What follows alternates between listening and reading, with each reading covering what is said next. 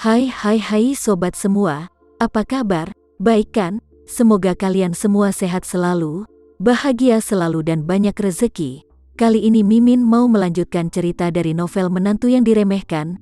Semoga cerita ini bisa menghibur kalian semua ya, dan bisa menemani hari-hari kalian semua. Oh iya, jangan lupa bantu like dan komen ya biar Mimin tambah semangat uploadnya. Kalau begitu yuk langsung saja ke ceritanya, cekidot.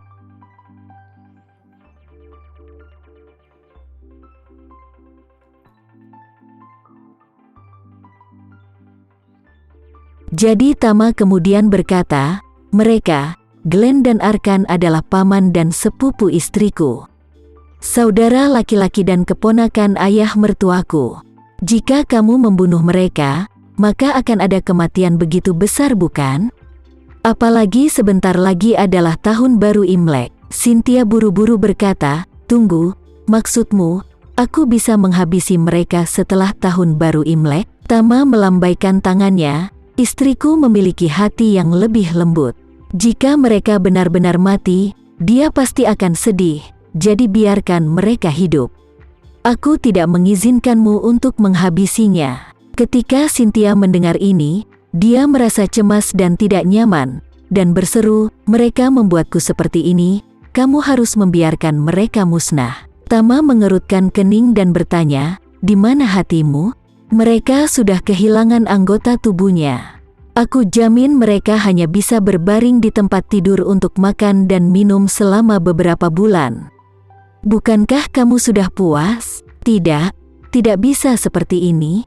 Cynthia berkata dengan marah, jika aku tidak membunuh mereka, aku tidak akan bisa melampiaskan amarahku. Tama berteriak dengan marah, jika kamu tidak bisa melampiaskannya, pendam saja. Raungan itu membuat hati Cynthia bergetar. Tama memelototinya dengan tajam, dan bertanya dengan suara dingin. Jelas-jelas kamu adalah orang yang menyebabkan masalah ini lebih dulu, dan kamu akan menghabisi orang lain jika ada kesempatan. Apa ini kebiasaanmu dalam menyelesaikan masalah? Sikap busukmu itu sepertinya sudah mendarah daging ya. Ekspresi Cynthia sangat tertekan, dan dia tersedak. Aku sudah tidak muda lagi, dan aku tidak pernah menderita kerugian sebesar ini hari ini. Tama berkata dengan dingin, kalau begitu, anggap saja hari ini kamu mencicipi penderitaan itu. Ini baru tahap pertama, jika karaktermu terus seperti itu, dan kamu tidak berusaha menjadi lebih baik, kamu akan kehilangan segalanya di masa depan. Setelah itu, Tama melambaikan tangannya dengan sedikit kesal. Aku tidak ingin mengatakan terlalu banyak omong kosong. Singkatnya, ini adalah akhir dari hari ini, dan aku sama sekali tidak akan mengizinkanmu untuk memperpanjang masalah ini kemanapun. Jika tidak, kamu sama dengan mencari masalah denganku dan siap menentangku. Melihat ekspresi Tama yang tidak sedang bercanda dengannya, Cynthia mau tidak mau menekan emosinya. Dia menyadari masalah ini hari ini, dia sama sekali tidak mendapatkan kesempatan untuk bergerak sama sekali. Dengan karakter Tama, dia tahu Tama tidak akan pernah mengampuni dia. Jadi dia hanya bisa berkata dengan sedih, baiklah aku mengerti. Tama mengangguk dan berkata kepada Johan, Tuan Johan, segera atur rumah yang paling buruk untuk satu orang di desa pinggiran kota. Dan biarkan bibiku yang datang dari jauh ini beristirahat di sana. Jangan lupa, atur orang-orang untuk mengawasinya 24 jam. Dan dia tidak diizinkan untuk meninggalkan rumah selama 7 hari dan 7 malam ke depan.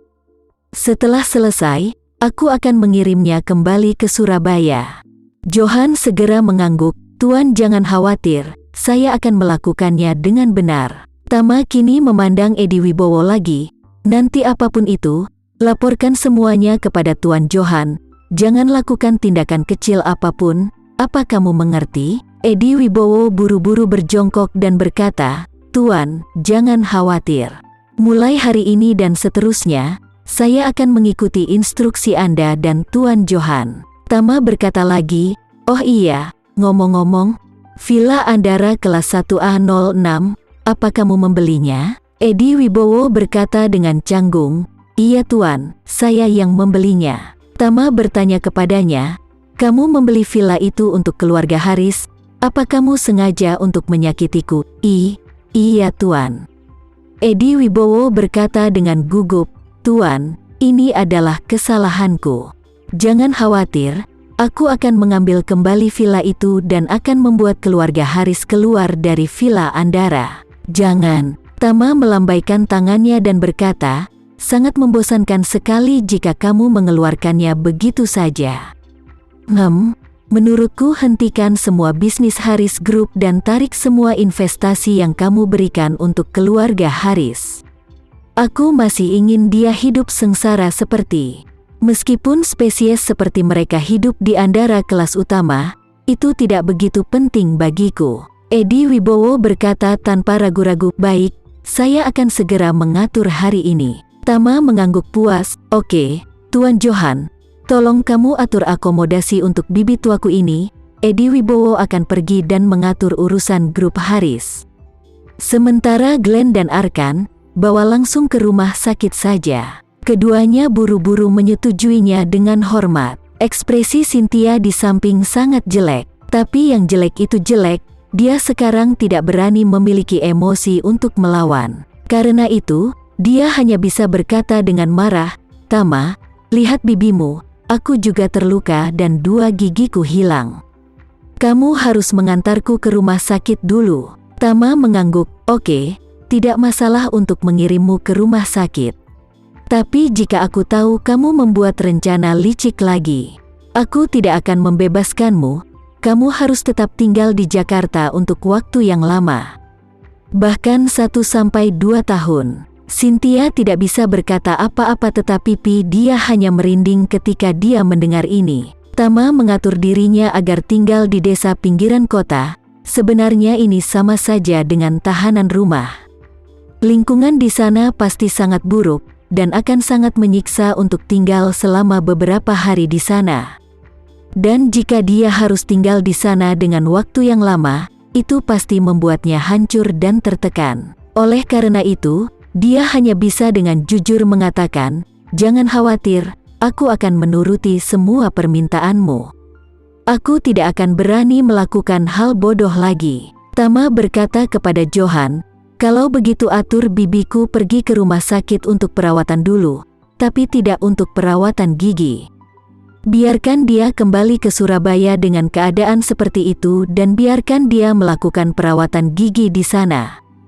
Johan segera setuju, "Oke, Tuan." Segera setelah itu, Johan meminta Cynthia dan Edi Wibowo untuk dimasukkan ke dalam kendaraan yang berbeda, dan kemudian dikirim ke gudang untuk menjemput Glenn dan Arkan yang mengalami patah kaki dan tangan. Pada saat ini, mereka berdua terbaring di lantai beton yang dingin dan benar-benar roboh.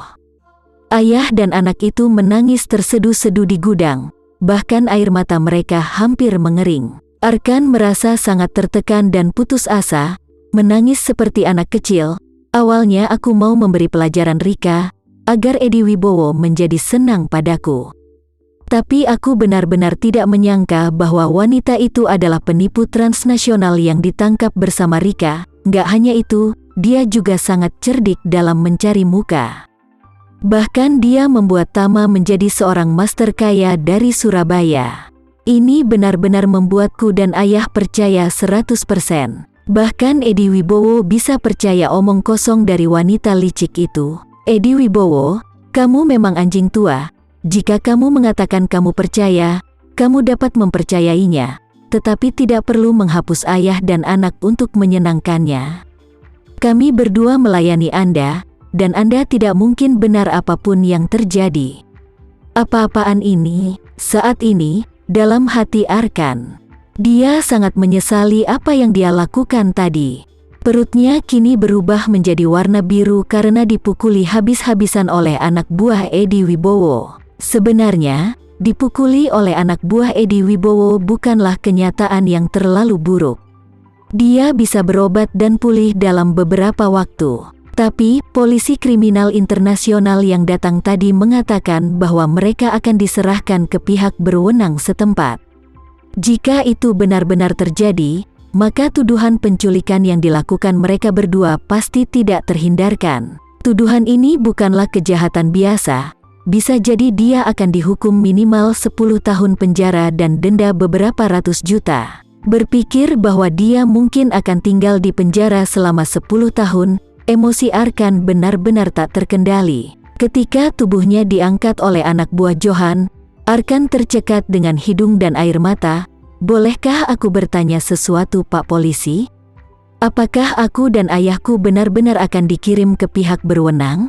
Apa kita akan dijebloskan ke penjara? Aku dan ayahku sama-sama menjadi korban. Kita dihasut oleh Edi Wibowo.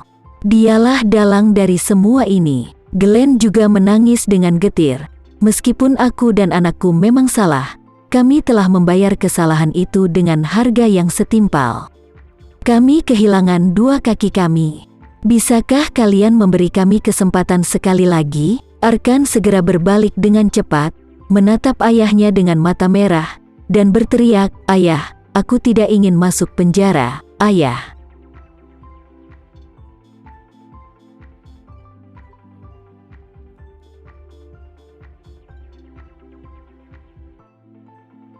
Sekian dulu ya cerita kali ini, kita lanjutkan lagi ceritanya di lain waktu. Oh iya, bagaimana menurut kalian? Semoga bisa sedikit menghibur kalian semua. Jangan lupa like, share dan komen ya. Untuk teman-teman yang baru nonton, jangan lupa subscribe-nya. Hehehe, kalau ada teman-teman yang ingin gabung langganan bisa langsung gabung saja untuk dapat fitur yang menarik dan sedikit membantu Mimin. Terima kasih sudah menonton, sampai jumpa lagi. Bye.